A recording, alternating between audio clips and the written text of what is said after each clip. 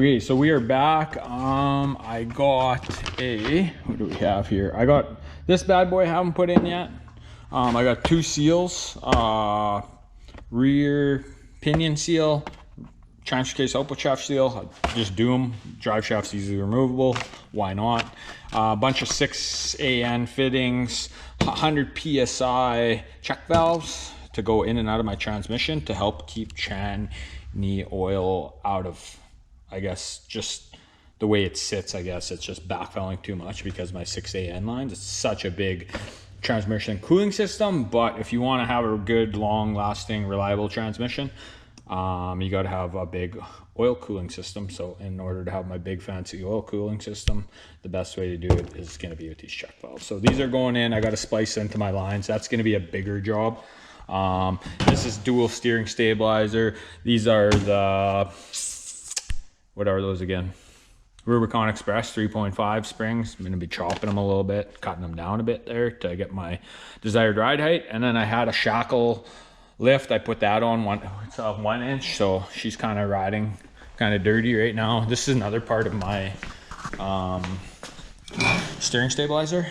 I basically took it to Jordan at the local welding shop, and this used to stick out to, say, I don't know, about there, an inch longer of overhang, and that was not good for my oil pan clearance. So we took the original plates and welded it down. Thanks a lot for thanks to him for painting that too. I mean, he just threw a quick layer of black paint on there. But anyways, so I just gotta shave these out a little bit, and then this fits on the diff, and I got all the clearance now with the oil pan. So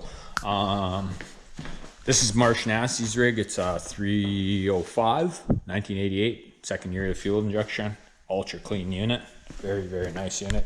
We're just doing some work on his 700 R4 transmission right now. So we got White Lightning here. As you can see, it's sitting kind of raked, higher at the back, lower in the front. So we're going to even it all up. It only went one up. I measured, only went up 1 inch in the rear, and we're going to do about the same in front, but it's going to be heavy duty coils going in versus those little cheap ones that are in there. I don't know if it's going to autofocus. Probably not. Oh, dang, it was. Anyways, besides the point, putting in those Rubicon Express springs, and yeah, that's kind of, it's just going to be straight up wrenching for this episode of this bad boy. But I guess stay tuned. And like I say, the shock lift's already in the rear. I'm not sure if I'm going to include that time lapse or not. It's kind of boring. So yeah, we're going to get this thing in the air and get the stock springs out, measured up, and do some cutting, grinding, and cut down some fancy new springs. But anyways, stay tuned for that. And yeah, yee.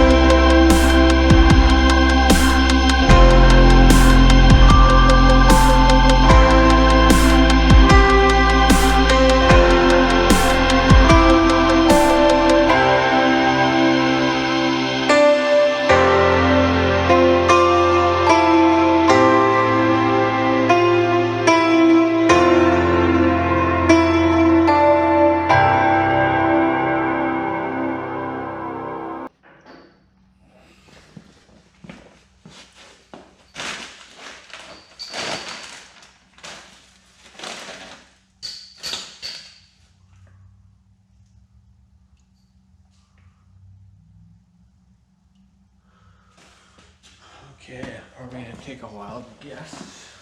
So this is just a guessing game, Marsh.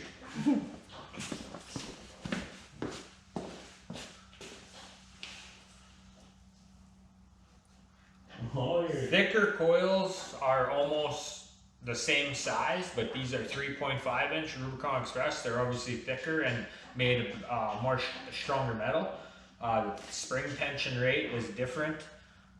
It's the highest Rubicon Express makes, and Rubicon Express is top of the line for these Jeeps. So that's my story for these bad boys. I'm just gonna kind of go off this measurement, and yeah, I'm definitely gonna.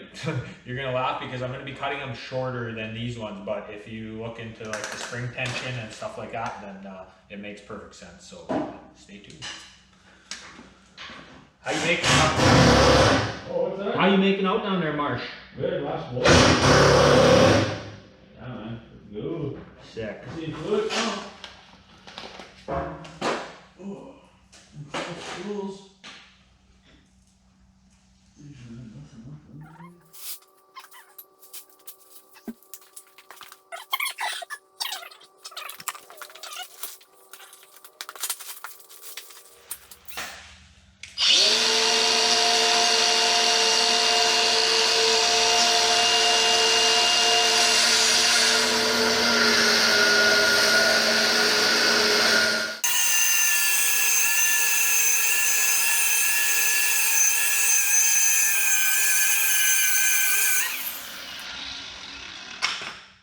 Yeah, I tapped it once there.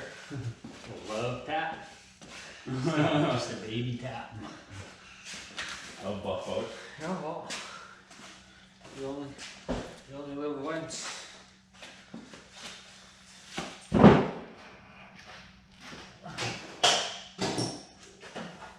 Ask yourself. What you can do? Ooh, that's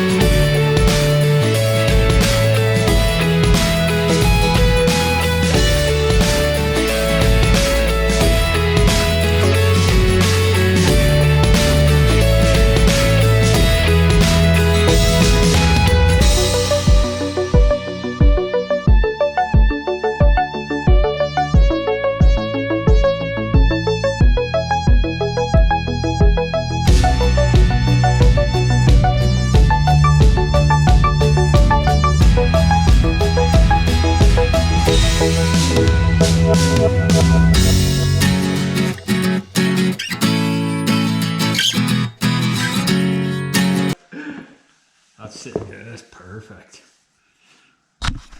Okay, here's the view.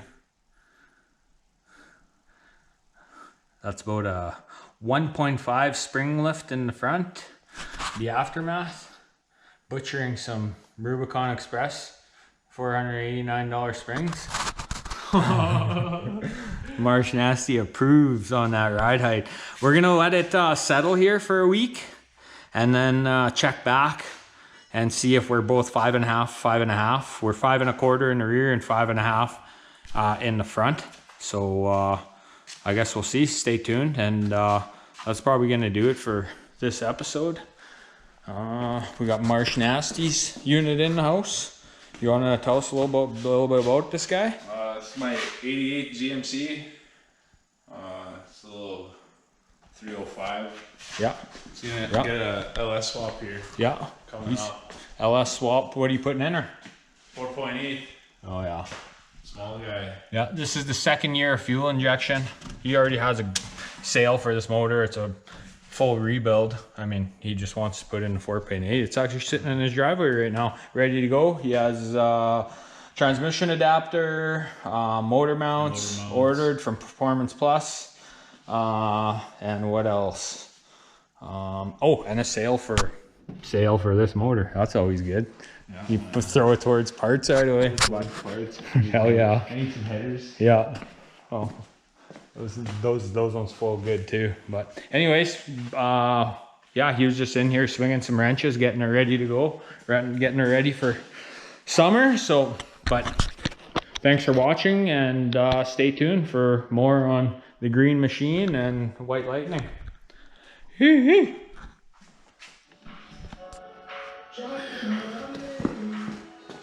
Okay, so we are back. Obviously I said I was gonna end off the video there, but I don't like the ride height where it's sitting right now. So we are going to, it's 5 1/4 back there, spacing, and it's 5 1/2 up here. I'm gonna go ahead and cut 4 to 6 inches off the coils again and see where that ends up. I'm kind of shooting for 5 1/4 and 5 inches, or 5 1/4 and just below 5 1/4. So I guess we'll go ahead and lift her up and get it proper, just so everything's nice and level and kind of set up for a 1/4 inch sag. But I don't think these Rubicon Express springs are gonna sag at all from what I read. So and what they told me where I picked them up in Edmonton, and they're Rubicon Express dealer for years. So I guess I'll go with them with what they say. I mean, I do have a heavy iron block in here, so, but Rubicon Express 3.5 springs are fucking deadly. So sorry, pardon my language,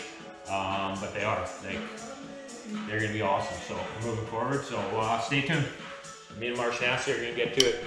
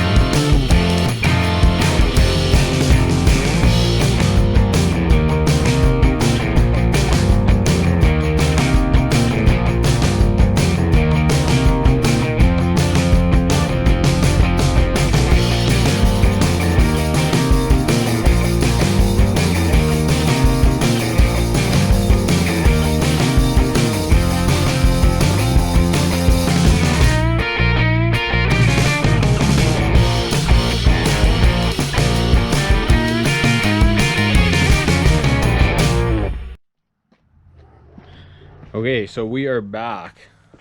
This is the ride height that I'm going with.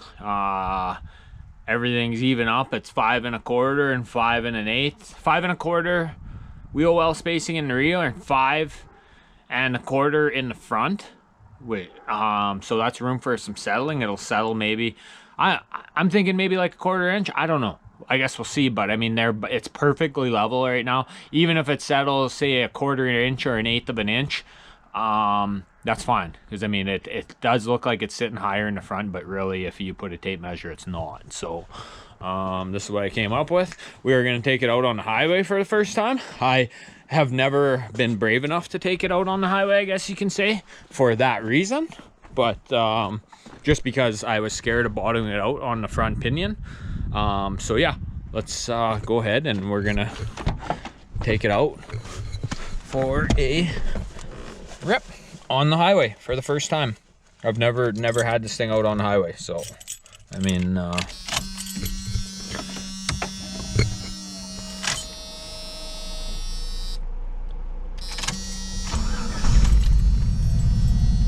okay.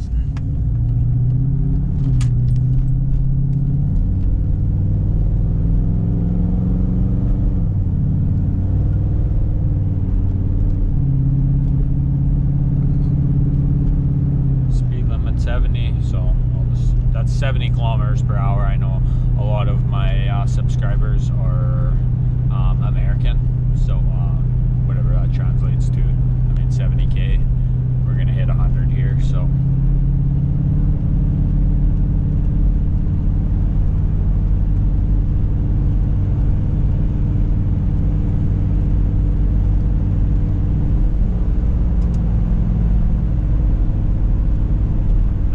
My stock speedometer is calibrated. It's within 2 kilometers. Well, it was, you know, around 60 it was within 2 kilometers, so around 100 it's within 4. So I mean, it's within spec. I mean, for the cops or whatever, it's like cops like allow 10% or whatever. So yeah, she's there's some big bumps up ahead here on the bridge. I mean, there's no doubt in my mind that these springs are heavy duty, more than heavy duty enough to support this iron block. So, yeah, I mean, it's literally riding like a dream. Like, I remember driving this vehicle with like a 2.8 liter, and yeah, it was gutless. So we're gonna hit a big bump here. Scary, but didn't bottom out. That's a pretty aggressive bump. We're going 100k, so the bridges around here, I'm in northern Saskatchewan, so I mean weather and stuff like that is pretty wild. I mean our winters are like minus 50, minus 55, cold spells, so I mean our roads aren't the best, so having a set of heavy duty springs in here was very important. I mean, I wouldn't do it without, right? So I don't really need to justify it. My temperature is 177 degrees with the 19 by 22, 160 degree thermostat. So yeah, I don't know. I got to do a couple seals yet and stuff like that, and the heater core delete. Those 2 seals, heater core delete, and then I have something special to put on the vehicle when I'm done, and I'm going to be done in this vehicle within 2 days. So I have something special, a surprise, and that's going to be in the next episode. So I guess, yeah, like I'm literally 98% done this project. It feels good. I'm happy, and I guess I feel extremely grateful that I'm able to build this. It's the time and money and the effort. The money, it's not so much about that, it's about the effort. I've never in my life did a swap. It's my first time doing a swap, LS swap, converting a carbureted, originally a carb job to fuel injection. Not easy. There's a lot of triumphs, there's a lot of up and downs, there's a lot of times where I didn't think it was going to get done.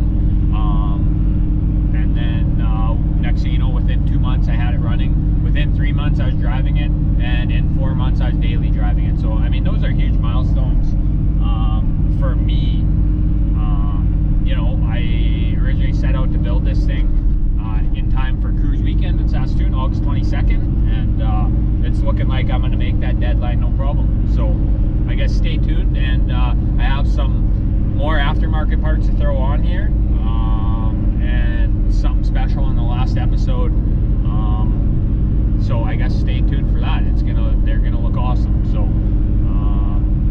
thank you everybody who subscribes. Thank you everybody who likes my videos, shares my videos, tells other people about my vehicle, about this Jeep. I appreciate it a lot. I appreciate it more than you guys know. So yeah, and obviously to all the people who've been subscribed from, you know, from the early, you know, episode 1 and 2, when, you know, I talked a lot of talk, and you know, I backed up everything that I was gonna do. So that's a good feeling, and I guess stay tuned for more good content, and yeah, thanks again.